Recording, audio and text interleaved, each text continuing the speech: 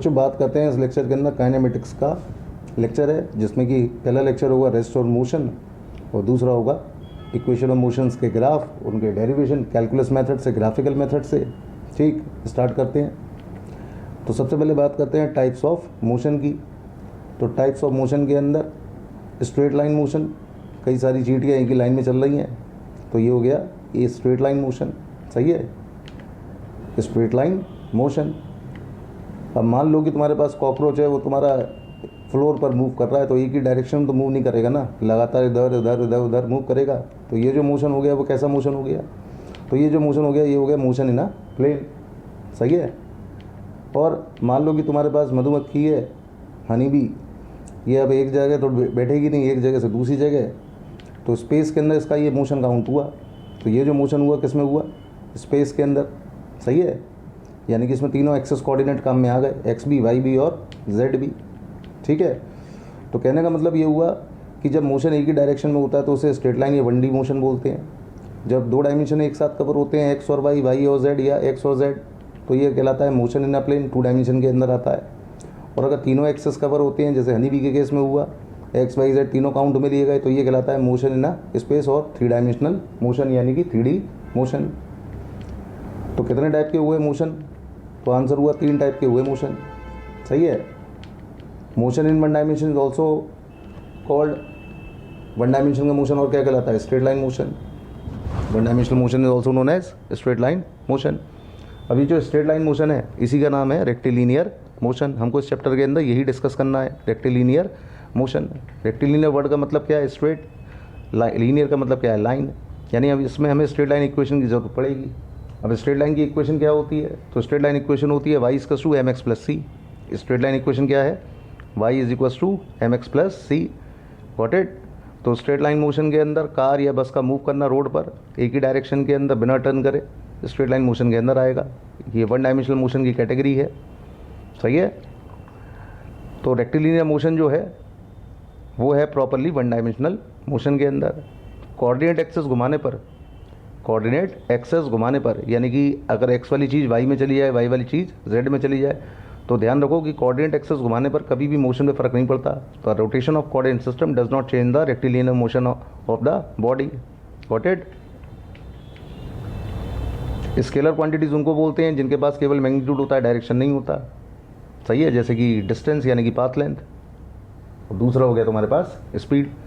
Vector quantity जो कि magnitude और डायरेक्शन, जिनका मैग्नीट्यूड और डायरेक्शन दोनों प्रेजेंट होता है, वो किस में रखे जाते हैं? वेक्टर के अंदर, जैसे कि डिस्प्लेसमेंट और वेलोसिटी। सही है। एडिशन के लिए क्या फॉलो करेंगे? पैरेललोग्राम मेथड को, वेक्टर एडिशन। तो डिस्प्लेसमेंट और वेलोसिटी किस में आते हैं? वेक्टर के अंदर। और पाथ लेंथ यानी कि डिस्टेंस और स्पीड किस में आते हैं? स्केलर के अंदर। इस पार्ट के अंदर मुझे डिस्टेंस, डिस्प्लेसमेंट, स्पीड और वेलोसिटी चारों बातें कवर करनी है। तो पाथ लेंथ यानी कि डिस्टेंस, यानी कि total distance travel by an object from initial to final position. While initial और फाइनल के बीच का चला गया जो शॉर्टेस्ट डिस्टेंस होगा वो क्या कहलाएगा? डिस्प्लेसमेंट। जैसे कि घर से लड़का गया कॉलेज या स्कूल, ठीक, और कॉलेज से सीधा कहाँ भागा? मैकडी। सही है। सभी लोग ऐसा करते हो नहीं करते हो? पहले घर से स्कूल और स्कूल से सीधा घूमने मैकडी। मान लो लड़का गया मैकडी, तो टोटल डिस्टेंस कितना कवर किया? Home to college and college to McD, यानी डिस्टेंस हुआ H2C, home to college, plus distance college to McDonald's. Got it? तो पाथ लेंथ की वैल्यू टोटल निकाल लो, डिस्प्लेसमेंट की क्या वैल्यू होगी? तो डिस्प्लेसमेंट हो जाएगा होम टू मैकडी का, ये क्या कहलाएगा? डिस्प्लेसमेंट। ठीक है। तो पाथ लेंथ यानी बेसिकली क्या? तो पाथ लेंथ डिस्प्लेसमेंट के इक्वल कब होगा? जब इनिशियल पोजीशन होम हो, फाइनल पोजीशन क्या हो? मैकडी। तो ये कहलाएगा path length, shortest path length, जिसका क्या नाम हुआ? डिस्प्लेसमेंट। सही है।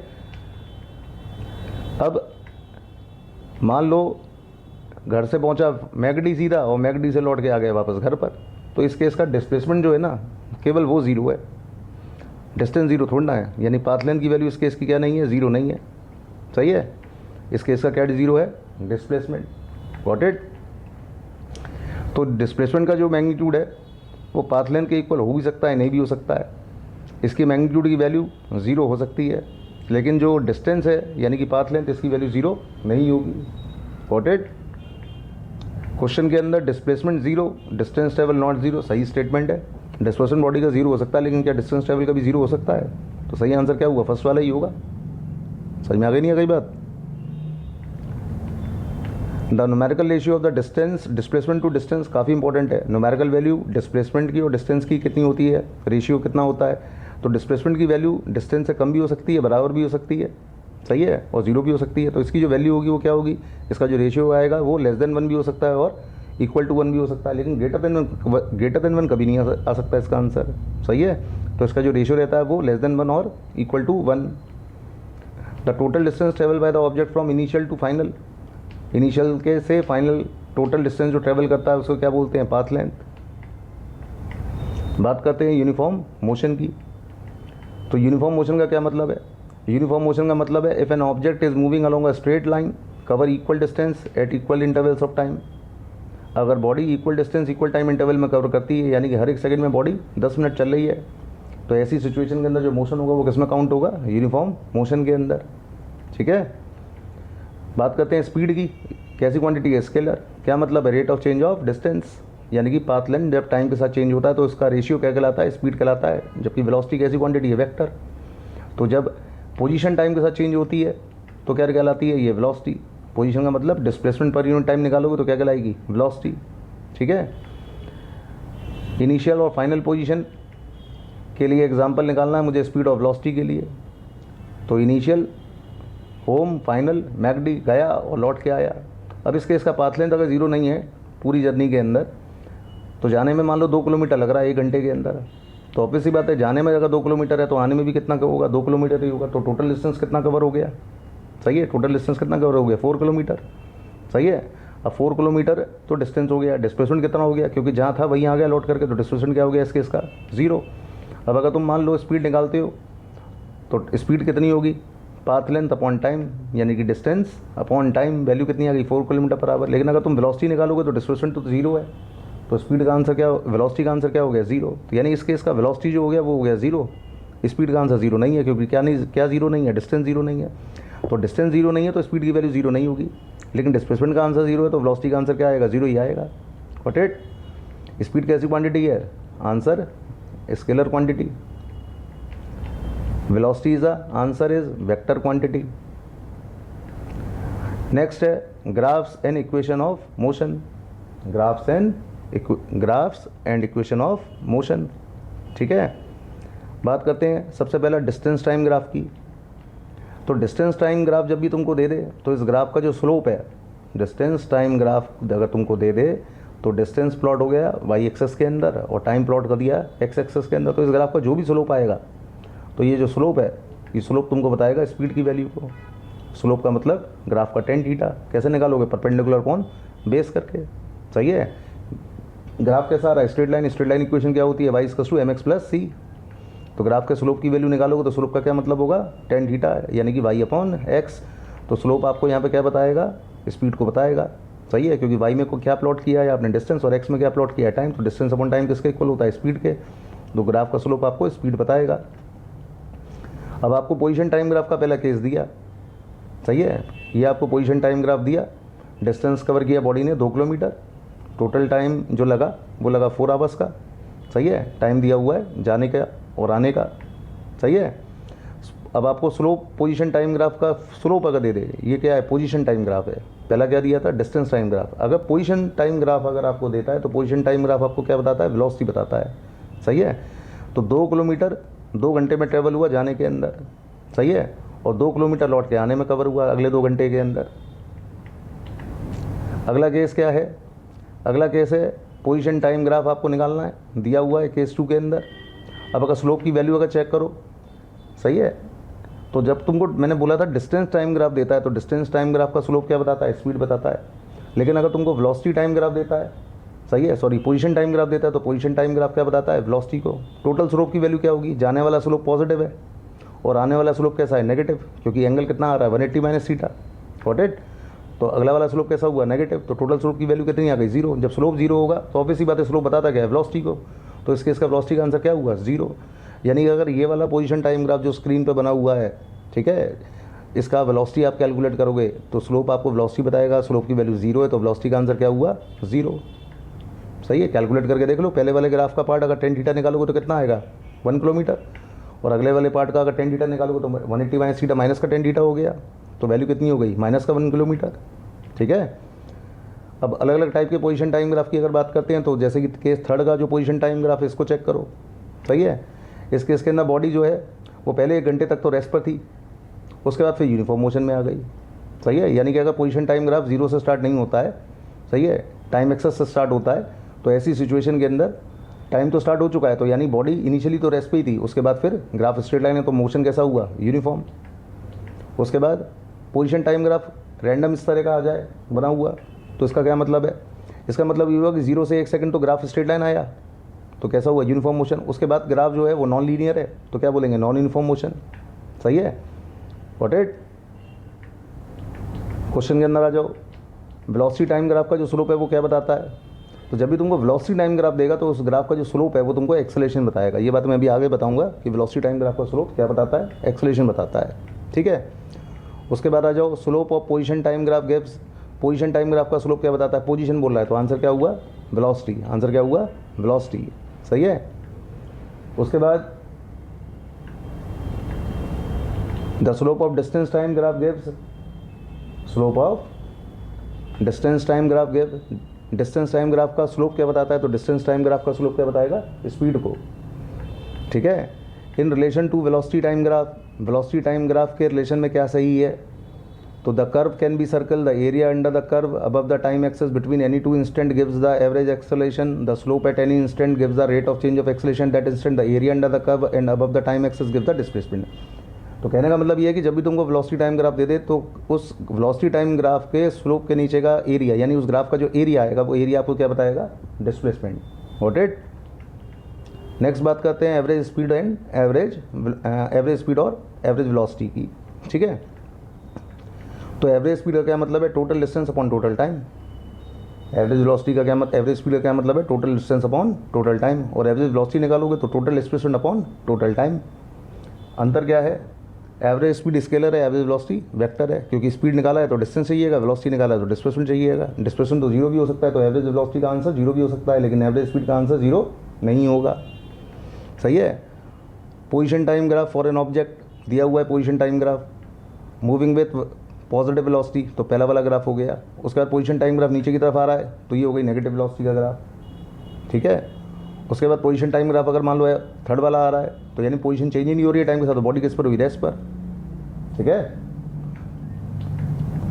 Instant speed and velocity, instant speed का मतलब क्या है, जब आप डिस्टेंस कवर कर रहे हो हर एक इंस्टेंट पर, यानी कि the measure of distance covered at every instant of time, then it is known as instant speed. While instant velocity का मतलब the measure of displacement cover at every instant of time. What it, this is instant velocity. Straight line motion के अंदर अगर body केवल जा रही है लौट के नहीं आ रही है तो जो आंसर है इंस्टेंट स्पीड का होता है वही आंसर इंस्टेंट वेलोसिटी का भी होता है। अब इंस्टेंट वेलोसिटी, इंस्टेंट स्पीड कैसे निकालोगे, तो इंस्टेंट स्पीड यानी कि एवरेज स्पीड कैसे निकालोगे, delta x by delta T से। सही है, और delta x by delta T का जो रेशियो है वो क्या बताएगा एवरेज स्पीड को। और अगर मान लो टाइम लिमिट काफ़ी कम है तो ये सिचुएशन के अंदर डेल्टा टी की वैल्यू अगर टेंड्स टू 0 कर दोगे तो ऐसी सिचुएशन के अंदर डेल्टा एक्स कन्वर्ट हो जाएगा डी एक्स के अंदर, तो D x by D T का रेशियो जो होगा वो कहलाएगा इंस्टेंट वेलोसिटी। सही है, एवरेज वेलोसिटी का फॉर्मूला बता ही दिया, net displacement upon total time. तो इंस्टेंट वेलोसिटी के लिए फॉर्मूला क्या लगोगे, D x by D T, D x की जगह डी आर कर सकते हो यानी पोजीशन कर सकते हो। सही है, average speed total distance upon total time, average velocity total displacement upon total time. How is average velocity differ from instant velocity, statement read करो, the average velocity does not give any detail of the motion of the particle, it gives only the result of the motion, while the instant velocity defines how fast the particle moves at a particular instant of time। Particle कितना fast उस instant पर चल रहा था इसके बारे में कौन बताता है, इंस्टेंट वेलोसिटी बताती है, एवरेज वेलोसिटी ये बात नहीं बताती है। लीनियर मोशन के अंदर एवरेज वेलोसिटी अगर निकालनी हो तो total displacement upon total time करोगे, तो टोटल डिस्प्लेसमेंट हो गया s1 plus s2 plus s3, total time हो गया t1 plus t2 plus t3। अब डिस्प्लेसमेंट क्या होता है, वेलोसिटी इनटू टाइम, तो s1 को रिप्लेस कर दो v1 t1, then v2 t2, then v3 t3 upon t1 plus t2 plus t3। अब इसके नीचे जो स्टेटमेंट दिया हुआ है ना हाईली इंपॉर्टेंट है, याद रखना है कि अगर first half journey v1 velocity से कवर हुई और second half journey v2 velocity से कवर हुई तो एवरेज वेलोसिटी निकालना है, तो आप दोनों वेलोसिटीज़ का क्या कर लोगे, एवरेज ले लोगे। ये कहलाएगा अर्थमेटिक मीन, क्या कहलाएगा अर्थमेटिक मीन या ज्योमेट्रिक मीन बोल सकते हो। सही है। लेकिन अगर बॉडी ने कवर किया है हाफ जर्नी v1 स्पीड से और next half journey v2 speed से, सही है, और इस सिचुएशन के अंदर मान लो क्वेश्चन के अंदर टाइम गिवन नहीं है, डिस्टेंस गिवन है, तो ऐसी सिचुएशन के अंदर एवरेज वेलोसिटी निकालनी हो तो उसका जो आंसर आता है वो हार्मोनिक मीन की वैल्यू कितनी आती है 2v1 v2 upon v1 plus v2, got it. और अगर first third distance v1 speed से, next one third v2 speed से, next one third v3 speed से एंड सो ऑन, तो 3 के लिए निकालना है तो 3 times of v1 v2 v3 upon v1 v2 plus v2 v3 plus v3 v1, got it. उसके बाद the dash defines how fast the particle moves at a particular instant of time, अभी बताया था। आंसर क्या है इसका, instant velocity, got it. The dash does not give any detail of the motion of the particle, it gives only the result of motion. The answer is average velocity, ठीक है। Next बात करते हैं acceleration की। What is acceleration? तो acceleration का मतलब होता है rate of change of velocity. Acceleration का मतलब rate of change of velocity. कैसी क्वांटिटी है? वेक्टर क्वांटिटी, सही है। तो आपको वाई एक्सेस पर वेलोसिटी दिया है और एक्स एक्सेस पर टाइम दिया है, तो ग्राफ का स्लोप आप जैसे निकालोगे तो वाई अपॉन एक्स करोगे, velocity upon time. Velocity upon time कैसे निकालोगे? v2 minus v1 upon t2 minus t1, यानी change in velocity upon change in time किसके इक्वल होता है? एक्सेलरेशन के, सही है। चेंज इन वेलोसिटी का मतलब final velocity minus initial velocity upon change in time, जिसको क्या लिख सकते हैं? dv by dt। एक्सेलरेशन का formula dv by dt, that is rate of change of velocity. अब अगर पोजिशन टाइम ग्राफ ए वाला आ रहा है, सही है, तो ऐसी सिचुएशन के अंदर एक्सेलरेशन कैसा होगा? पॉजिटिव। और अगर पोजीशन टाइम ग्राफ बी वाला है, नीचे की तरफ आ रहा है, तो नेचुरल बात है एक्सेलरेशन कैसा होगा? नेगेटिव। और अगर पोजीशन टाइम ग्राफ बिल्कुल स्ट्रेट लाइन आ रहा है, तो यानी बॉडी की जो पोजीशन है वो टाइम के साथ इक्वली चेंज हो रही है, तो इसका एक्सेलरेशन कितना हो जाएगा? 0, ठीक है। 0 एक्सेलरेशन का मतलब जैसे कि कार रेस पर है, इस केस में वेलोसिटी 0 है तो एक्सेलरेशन भी 0 है। या फिर कार यूनिफॉर्म मोशन में चले तो वेलोसिटी कांस्टेंट हो जाएगी, तो जब वेलोसिटी कांस्टेंट होगी तो वेलोसिटी में चेंज नहीं आएगा, तो एक्सेलरेशन का आंसर क्या होगा? 0, गॉट इट। तो इस केस के अंदर फाइनल वेलोसिटी इनिशियल वेलोसिटी के इक्वल हुआ, एक्सेलरेशन का answer 0। Velocity time graph of motion for motion with constant acceleration. Velocity constant acceleration का वेलोसिटी टाइम ग्राफ अगर निकालोगे तो इस केस के अंदर कर्व ऊपर की तरफ जा रहा है, तो एक्सेलरेशन कैसा होगा? पॉजिटिव, सही है। तो motion is positive direction with positive acceleration. Initial velocity कितनी है? v नॉट, फाइनल कितनी है? v। और अगर ये वाला पोजीशन टाइम ग्राफ आ गया, यानी वेलोसिटी टाइम के साथ लगातार डिक्रीज कर रही है, तो इसके इसका एक्सेलरेशन कैसा हो जाएगा? सही है, यानी मोशन तो पॉजिटिव डायरेक्शन के अंदर ही है क्योंकि ग्राफ पॉजिटिव एक्सेस के अंदर है, लेकिन एक्सेलरेशन कैसा हो जाएगा? नेगेटिव। और अगर ग्राफ नीचे की तरफ गया तो ये हो गया motion in negative direction with negative acceleration. This is the graph of motion in negative direction with negative acceleration. उसके बाद अगला वाला graph motion of an object with negative acceleration that changes direction at time. तो यहाँ जो ये वाला जो ग्राफ आ रहा है इसके अंदर मोशन जो है ऑब्जेक्ट का, उसके अंदर डायरेक्शन में भी चेंज आ रहा है और एक्सेलरेशन का किस में जा रहा है? नेगेटिव के अंदर, सही है। यानी कि बॉडी 0 से t1 जो चली वो पॉजिटिव एक्स के अंदर चल रही है और t1 से t2 जो चली वो अपोजिट डायरेक्शन में चल रही है, तो यानी डायरेक्शन क्या हुआ? रिवर्स। उसके बाद average and instant acceleration. Average acceleration अगर निकालना हो तो change in velocity divide by time elapsed for the complete journey.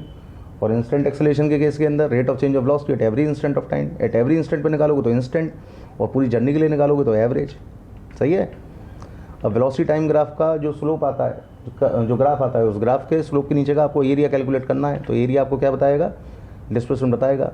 तो आपको वेलोसिटी टाइम ग्राफ दिया हुआ है, तो ग्राफ के अंदर जितना भी आपको स्लोप के नीचे का एरिया दिख जाए, सही है, यानी आप एरिया उठा लो यहाँ पे OABC। OABC जो होगा वो क्या बता देगा आपको?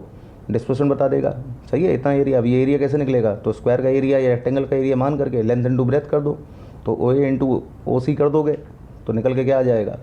डिस्प्लेसमेंट। डिस्प्लेसमेंट का मतलब टाइम इंटू वेलोसिटी।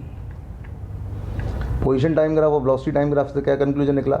अगर हम पोजीशन टाइम ग्राफ का स्लोप निकालते हैं तो वो हमको क्या बताता है? वेलोसिटी।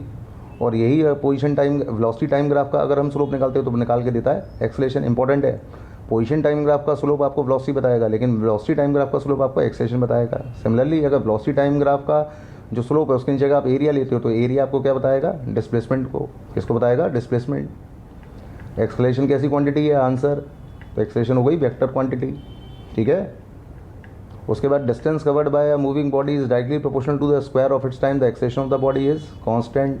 जो डिस्टेंस यानी s जो है वो प्रोपोर्शनल किसके आ रहा है? t स्क्वायर के, सही है। तो इस केस का अगर आप एक्सेलरेशन निकालेंगे तो क्या आ जाएगा आंसर? बात करते हैं इक्वेशन ऑफ मोशंस के डेरिवेशंस की। तो कैलकुलस मेथड से आप किस तरीके से इक्वेशंस को ड्राइव करोगे। तो कैलकुलस मेथड के अंदर मान लो कि ऑब्जेक्ट की इनिशियल वेलोसिटी u है, फाइनल वेलोसिटी v है। अब आपको निकालना है velocity time relation. Velocity time relation का मतलब v = u + at जो इक्वेशन है उसका डेरिवेशन करना है। तो एक्सेलरेशन का मतलब क्या हुआ, dv/dt। अब एक्सेलरेशन का फॉर्मूला अगर dv/dt है तो dv की वैल्यू कितनी हो जाएगी, adt के इक्वल। अब dv की वैल्यू जो adt आ रही है उसको दोनों साइड इंटीग्रेट कर दो।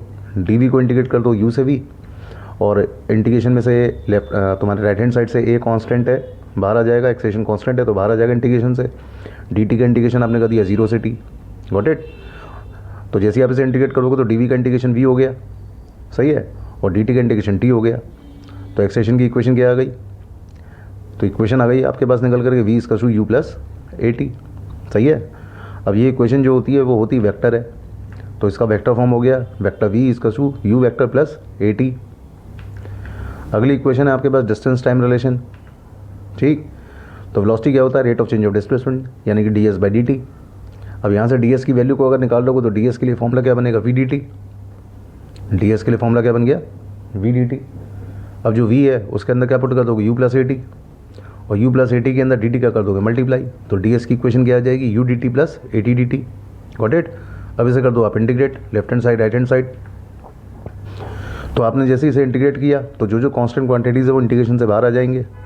तो u dt में u कांस्टेंट है और a dt के अंदर a कांस्टेंट है, सही है। तो ds को इंटीग्रेट किया 0 से s, dt को इंटीग्रेट किया 0 से t, और t dt को इंटीग्रेट किया 0 से t। अब dt का इंटीग्रेशन t हो गया, ds का इंटीग्रेशन s हो गया, और t dt का इंटीग्रेशन होता है t²/2। तो इक्वेशन आ गई निकल करके s = ut + ½ at²। ये हो गई दूसरी इक्वेशन, यानी कि डिस्टेंस टाइम रिलेशन, ठीक है। अब इसका अगर वेक्टर फॉर्म नोट करते हो तो वेक्टर फॉर्म इसका s vector = u vector + ½ a vector t²। Next है वेलोसिटी डिस्प्लेसमेंट रिलेशन। तो वेलोसिटी डिस्प्लेसमेंट रिलेशन कैसे निकलेगा, तो एक्सेलरेशन का फॉर्मूला क्या लग गया, क्या लगाया, dv/dt। अब आप क्या करो, इस पूरी इक्वेशन के अंदर ds का ऊपर और नीचे मल्टीप्लाई कर दो। तो dv/dt × ds/ds कर दिया आपने ऊपर नीचे। तो फ़ायदा ये मिल गया कि ds/dt तो v के इक्वल हो गया। तो एक्सेलरेशन के लिए फॉर्मूला क्या आ गया निकल करके, तो एक्सेलरेशन के लिए फॉर्मूला आ गया निकल करके v dv/ds। अब ds को एक ही साइड भेज दो तो a ds की वैल्यू किसके इक्वल हो जाएगी, v dv के। अब इसे दोनों साइड कर दो इंटीग्रेट। तो a ds को आपने इंटीग्रेट किया 0 से s, और v dv को इंटीग्रेट किया u से v, गॉट इट। अब ये जो v dv है इसका इंटीग्रेशन कितना होता है, तो उसका होता है v²/2, और a ds का इंटीग्रेशन बचा as। सॉल्व की वैल्यू आ गई निकल करके v² = u² प्लस का 2s, यानी कि v² - u² = 2s। पर्टिकुलर तीनों में से केवल यही वाली जो इक्वेशन है ना वही स्केलर है। क्यों, क्योंकि अगर इसका आप वेक्टर फॉर्म लिखते हैं तो v.v = u.u प्लस का 2a. वेक्टर s, और दो वेक्टर का डॉट प्रोडक्ट हमेशा कैसा होता है, स्केलर होता है। तो इस इक्वेशन का यूज़ हम वर्क पावर एनर्जी चैप्टर्स वगैरह के अंदर भी यूज़ कर लेते हैं, सही है, क्योंकि ये इक्वेशन कैसी होती है, स्केलर। बाकी दोनों इक्वेशन कैसी होती है, वेक्टर।